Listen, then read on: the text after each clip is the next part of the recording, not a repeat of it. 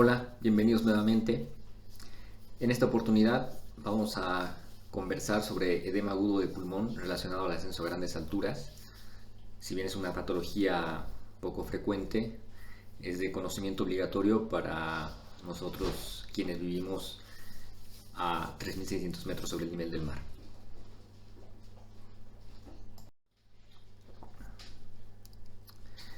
Esta enfermedad se define como la acumulación de agua en el intersticio y en los alvéolos pulmonares, secundaria a hipertensión de la arteria pulmonar, que a su vez responde a un fenómeno de hipoxia hipovárica debido al ascenso rápido a grandes alturas. Lo primero a tener en cuenta es que la composición del aire ambiente es la misma a cualquier nivel de altitud. Es así que el aire está compuesto en un 78% de nitrógeno, casi un 21% de oxígeno y el restante 1% por distintos gases que ven en la pantalla. Si bien la composición es la misma, la diferencia radica en la presión a la que se encuentra el aire ambiente sobre la superficie por efecto de la gravedad. Es así que a mayor altura la presión atmosférica o barométrica o la presión a la que se encuentra el aire va a ser menor porque la densidad del aire es menor y a menor altura la presión que ejerce la atmósfera sobre esa columna de aire pues va a ser mayor.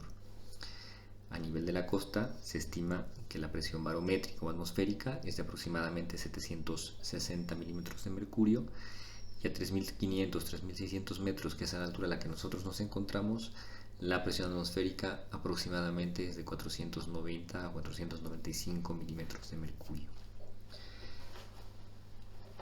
Otro dato a tener en cuenta es que ya que la presión barométrica es menor en la altura, eso tiene un efecto directo sobre la presión parcial de oxígeno en la atmósfera, que es menor, aproximadamente 150 milímetros de mercurio a nivel de la costa, y a 3.600 metros es de más o menos 100 milímetros de mercurio. Y esto repercute directamente sobre la presión alveolar de oxígeno, que también es menor. A nivel del llano, la presión alveolar de oxígeno es de aproximadamente 100 milímetros de mercurio y a 3.500, 3.600 metros es de aproximadamente 60. Esto explica que la presión arterial de oxígeno sea menor y que por ende la saturación de oxígeno sea relativamente menor en las ciudades de gran altitud. Se considera gran altitud aquellos lugares que se encuentran por encima de los 2.500 metros sobre el nivel del mar.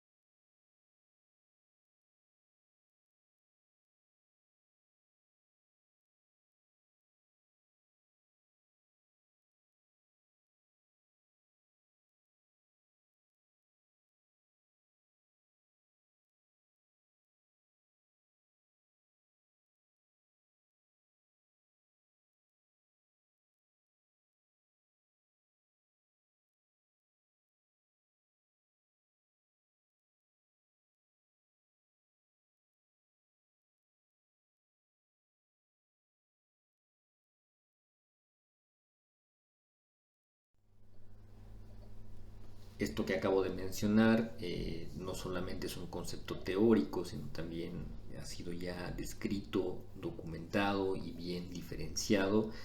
Este es un corte, un esquema, ¿no? Un corte histológico de las arterias pulmonares en recién nacidos y después en la evolución postnatal, en dos grupos: aquellos que viven a nivel del mar o que están adaptados a vivir en gran altitud, y en aquellos aclimatados a vivir en ciudades de gran altitud. Ambos grupos, al momento del nacimiento, tienen una estructura histológica muy similar de la arteria pulmonar, con una importante masa muscular. La diferencia radica en la evolución postnatal. Aquellos que viven a nivel del mar o que se encuentran adaptados a gran altitud sufren un adelgazamiento progresivo de la capa muscular de la arteria pulmonar, lo que evita que se genere o desarrolle cierto grado de hipertensión pulmonar, que es característico en las personas aclimatadas a la altitud. Nosotros en general no cambiamos la estructura neonatal en la evolución postnatal, o incluso en algunos casos se ha visto que la capa muscular puede ser relativamente de mayor espesor en aquellas personas aclimatadas, ¿no? Esto explica de forma más no solamente gráfica, sino de forma más objetiva aquellas diferencias entre la adaptación y la aclimatación. Al principio habíamos mencionado que la presión atmosférica es menor mientras uno asciende en altitud, y esto genera una disminución de la presión parcial de oxígeno en el aire ambiente, y eso va a generar a la vez una disminución en la presión alveolar y arterial de oxígeno. Es decir, se crea un escenario de hipoxia hipovárica, que es la responsable de los cambios que van a llevar al desarrollo de edema pulmonar por distintas vías, ¿no? Entre ellas podemos citar que el efecto de la hipoxia hipovárica genera disfunción endotelial, mayor expresión y mayor actividad de la endotelina 1 y menor cantidad y menor actividad del óxido nítrico. Es decir, hay una tendencia hacia la vasoconstricción, producto de una respuesta vascular exagerada. Esa vasoconstricción pulmonar no es homogénea, es decir, la afección va a ser distinta en determinadas zonas o áreas pulmonares. Sin embargo, esto va a llevar como efecto común a un aumento de la presión capilar pulmonar, que al ser de distribución heterogénea vamos a encontrarnos con zonas de hipoperfusión y otras en menor cantidad de hiperperfusión. Ambas dos van a llevar a una mayor presión capilar transpulmonar, distensión de la pared vascular del capilar pulmonar, falla de la membrana alveolocapilar secundaria, daño y fuga capilar, que va a tener como efecto final el desarrollo de edema. Por otro lado, la hipoxia hipovárica genera activación de vasoreceptores que tenemos en distintas estructuras del organismo. Como mecanismo compensatorio a la estimulación de estos vasoreceptores, va a haber una mayor actividad simpática con liberación de catecolaminas, que van a ir a exacerbar esa respuesta vascular que ya de por sí es exagerada. Pero por otro lado van a producir constricción no solamente del capilar pulmonar, sino también vasoconstricción venosa pulmonar, que secundariamente incrementa la presión capilar, y desde ahí, bueno, todos los fenómenos que hemos mencionado hasta llegar al daño de la membrana alveolocapilar y fuga hacia el espacio intersticial o el alveolo y desarrollo de edema. Por último, la hipoxia hipovárica genera una alteración en la eliminación del líquido alveolar, y esto porque se afectan aquellos canales encargados del transporte de sodio y agua. Hay un defecto en el transporte transalveolar de sodio, menor absorción de líquido, ¿no? Es decir, hay una menor cantidad de líquido que ingresa al espacio intracelular, permanece en el espacio intersticial, aumenta la presión hidrostática a este nivel, produce secundariamente por un feedback menor transporte de sodio y agua, hay acúmulo de estos componentes en el intersticio y en el alveolo, y esto va a llevar como punto final al desarrollo de edema. Estas son las vías por las cuales la hipoxia hipovárica genera edema pulmonar. En resumen, podemos decir que la hipoxia hipovárica va a depender o va a generar los cambios que acabamos de mencionar en aquellas personas que tengan cierta susceptibilidad para desarrollar estos cambios. Es decir, no todas las personas que ascienden rápidamente a ciudades de gran altura van a sufrir edema agudo de pulmón. Como había mencionado al principio de esta clase, la incidencia de edema pulmonar relacionado a la altitud es bastante baja. Eso se explica por este punto, ¿no? La susceptibilidad genética individual es la causa fundamental para el desarrollo o no de manifestaciones clínicas relacionadas al ascenso a grandes alturas. En aquellas personas susceptibles, la hipoxia hipovárica genera hipertensión pulmonar por los mecanismos que acabamos de mencionar en la diapositiva anterior, y esto tiene como efecto directo menor cantidad de óxido nítrico, mayor actividad simpática, mayor cantidad de receptores de endothelina, por ende tendencia a la vasoconstricción, menor capacidad de transporte de sodio hacia el espacio intracelular, acúmulo de sodio y agua en el espacio intersticial y secundariamente por aumento de la presión capilar, aumento de sodio y agua a nivel del alveolo, que va a tener como punto final el desarrollo de edema agudo pulmonar relacionado a la altitud. Esto va a generar un espectro variable de síntomas, de manifestaciones clínicas que responden a la alteración de la relación entre la ventilación y la perfusión, y que eso va a generar grados distintos y de severidad variable también de insuficiencia respiratoria.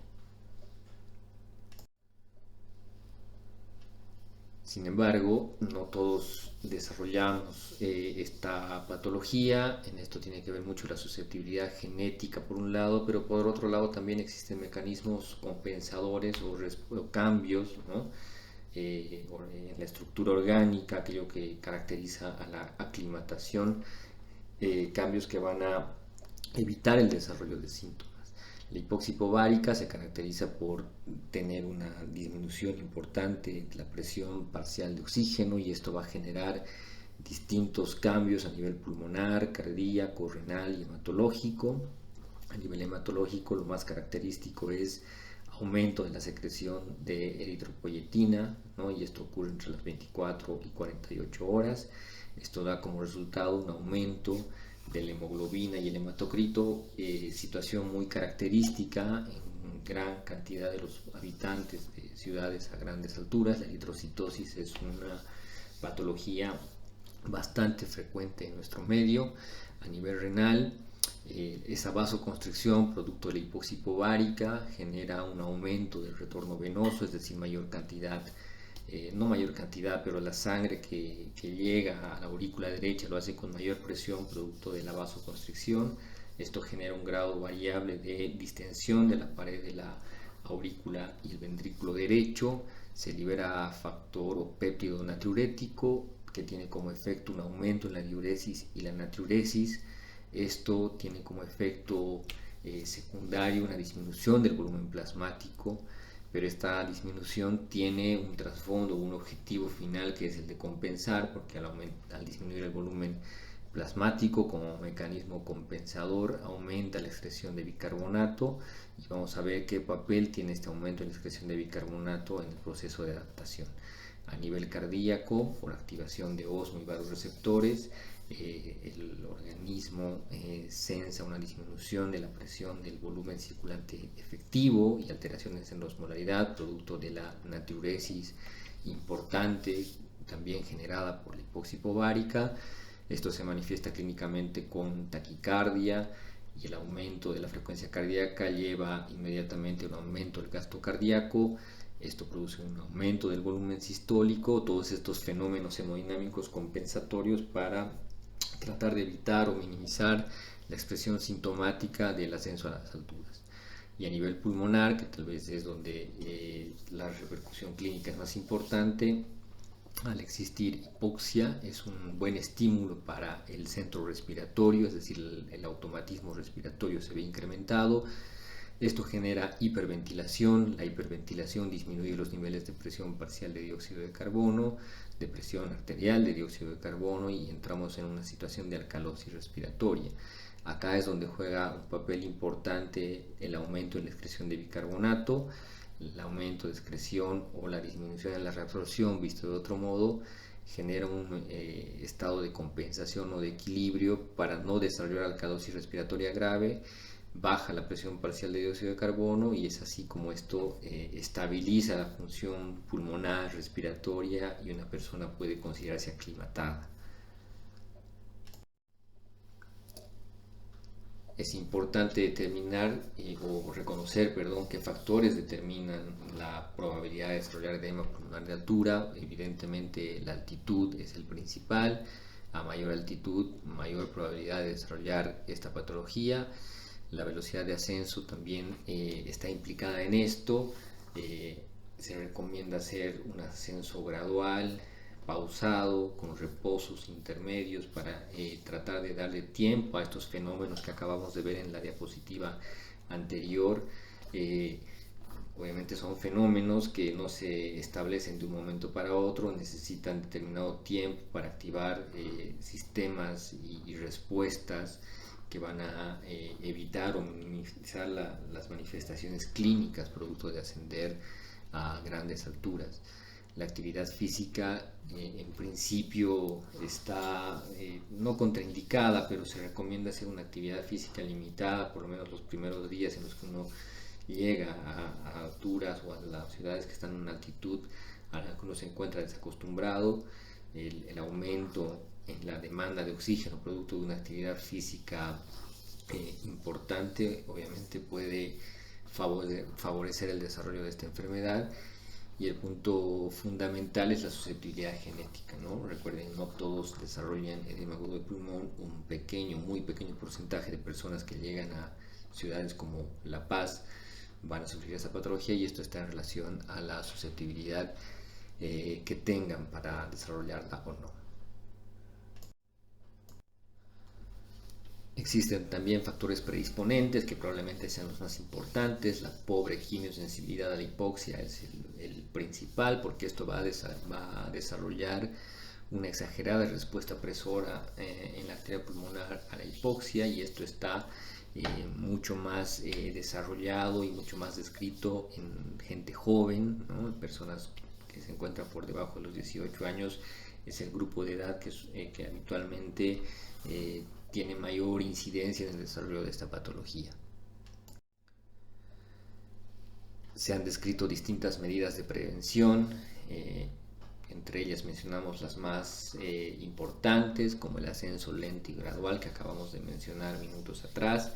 Se recomienda un ascenso entre 300 y 500 metros por día, de forma progresiva, lenta, con descansos intermedios. Se calcula que el tiempo para aclimatarse a ciudades que están entre los 2.500 y 4.000 metros es de aproximadamente 7 días. A mayor altitud, mayor tiempo para desarrollar los mecanismos de aclimatación. En algunos casos esto sobre todo está descrito en alpinistas, ¿no? Y cuando llegan a una determinada altitud para evitar el desarrollo del mal de montaña que involucra no solamente al edema pulmonar sino también al edema cerebral y al mal de montaña como tal, recomiendan o descienden metros para el descanso y posteriormente reiniciar el ascenso y hacerlo esto de forma diaria hasta alcanzar la altura final o la altitud final que han determinado, ¿no? Como hemos dicho también se recomienda evitar el ejercicio vigoroso, sobre todo los primeros días. Esto puede entorpecer el proceso de aclimatación y puede favorecer el desarrollo de edema pulmonar. Esto es lo que les mencionaba hace un momento. Se estima que para ascender a la ciudad o para aclimatarse a una altura en la que está la ciudad de La Paz, el tiempo aproximado de aclimatación es de 7 días y a mayor altitud, obviamente el tiempo que necesita el organismo para desarrollar esos mecanismos de aclimatación es mayor.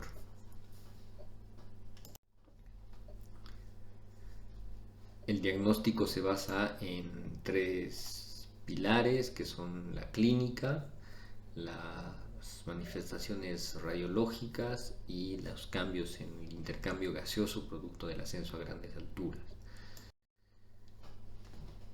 Respecto al cuadro clínico, los síntomas que se presentan con mayor frecuencia en aquellas personas que desarrollan edema pulmonar es la disnea, que generalmente es a medianos o grandes esfuerzos en la fase inicial, pero que en las fases tardías o en las fases más graves de aquellos pacientes que llegan a desarrollar edema pulmonar, la disnea se hace manifiesta incluso en el reposo.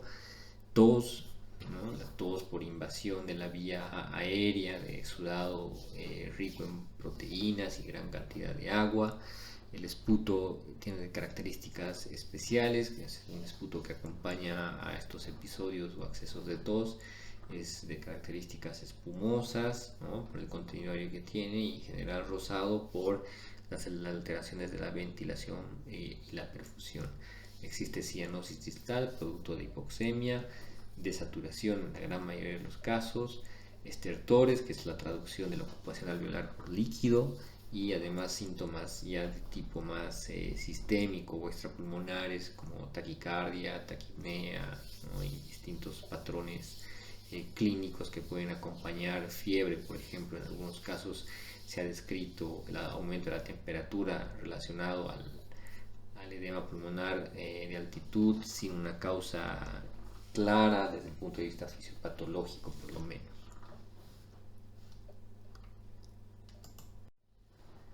En relación a las manifestaciones radiológicas, el diagnóstico puede establecerse con una placa simple de tórax. En algunos casos puede llegarse a estudios de mayor definición, como una tomografía, por ejemplo, pero en ambas situaciones lo que nos vamos a encontrar son infiltrados en forma de opacidades densas cuando hablamos de radiología, ¿no? O en forma de consolidación e hiperdensidad cuando hablamos de tomografía. Estas imágenes tienen una distribución variable, en general la afección es simétrica en ambos campos pulmonares, como mencionamos recién son confluentes. La parte periférica de los campos pulmonares en general se encuentra libre y esto suele tener una afección parailiar, es por eso que está descrito ese patrón en alas de mariposa característico del edema pulmonar. Uno puede recurrir a determinados estudios complementarios para confirmar la sospecha diagnóstica o descartarla. Uno de los más útiles por su objetividad es el ecocardiograma transtorácico, en el que, haciendo énfasis en el tema, los parámetros que nos importan, nos interesan de este estudio son determinar la presión de la arteria pulmonar y evaluar la función ventricular, tanto derecha como izquierda, en especial derecha, porque es la cavidad, el ventrículo derecho es la cavidad que suele tener los cambios iniciales producto de un aumento a la resistencia que le ofrece la arteria pulmonar, que tiene, como hemos dicho, vasoconstricción a veces exagerada producto de la hipoxia hipovárica.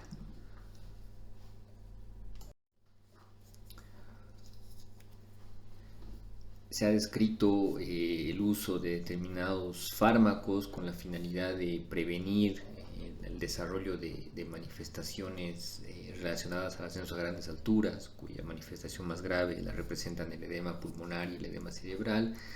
Sin embargo, muchos de estos medicamentos utilizados tienen poca o en algunos casos nula actividad sobre esta patología, porque evidentemente el mecanismo de producción es funcional, relacionado a la hipoxia hipovárica, sobre el cual no tiene prácticamente actividad ningún tipo de tratamiento farmacológico. Sin embargo, menciono lo que habitualmente se indica a personas que tienen programado un ascenso a ciudades de gran altitud. Nifedipino, que es un bloqueante cálcico, tiene como objetivo evitar la entrada de calcio en el músculo liso vascular y de esta forma evitar la vasoconstricción característica de la hipoxia hipovárica.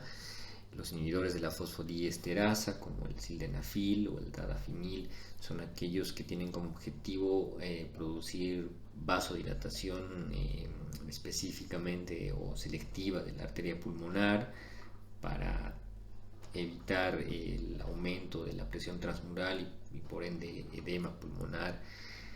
La dexametasona se utiliza bastante, pero es la que probablemente menos efecto tenga tanto en la profilaxis como en el tratamiento.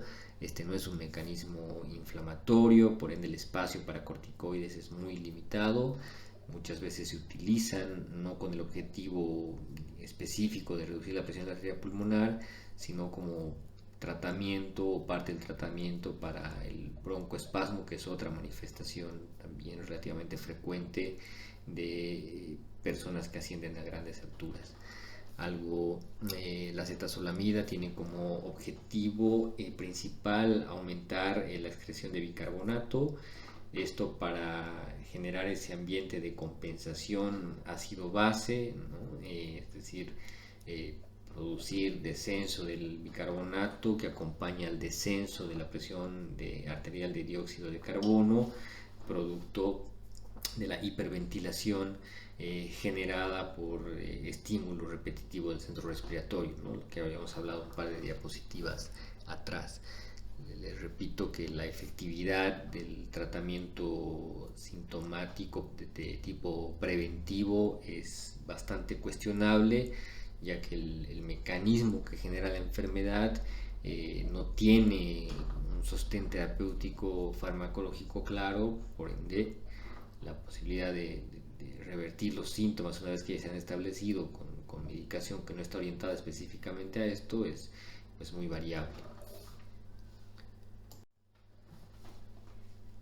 En relación al tratamiento, podemos decir que se basa en tres pilares también. Uno es el reposo y el cese de la actividad física, oxigenoterapia para compensar la hipoxemia, la hipoxia hipovárica, que esto fisiopatológicamente en teoría debería cortar esa cadena de procesos y mecanismos que llevan como punto final al edema pulmonar o a la ocupación alveolar por líquido y proteínas.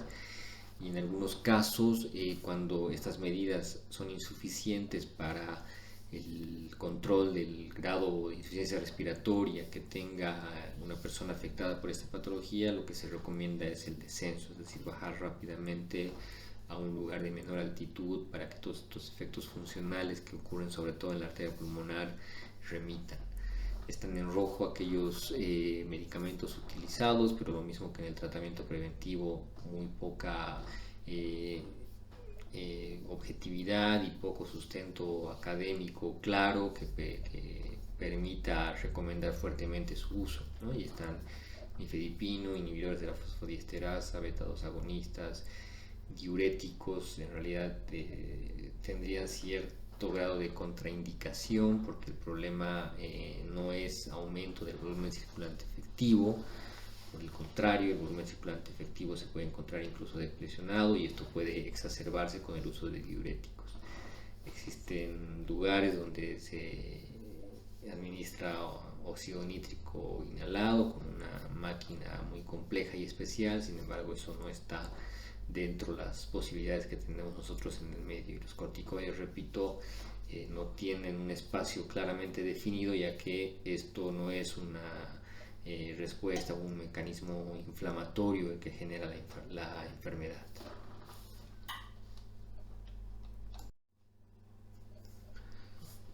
Muchas gracias por su atención y estaré atento a los comentarios, sugerencias o preguntas que puedan surgir producto de la clase. Hasta la próxima.